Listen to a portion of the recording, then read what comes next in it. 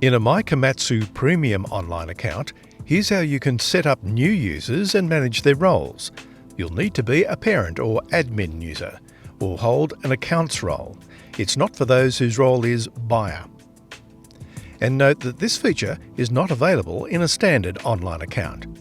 Get to the menu in the top right-hand corner, hover over your account name and select Manage Users. To add a new user, select Add New User.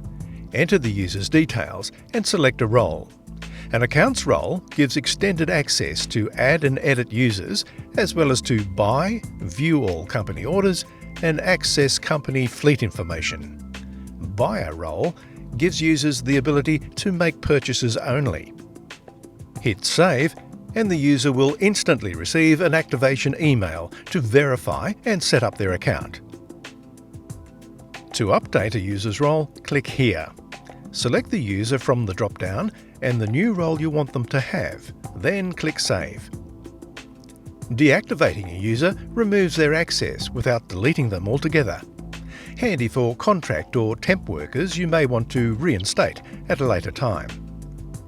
To permanently delete someone who's left the organisation, just click Delete next to their name.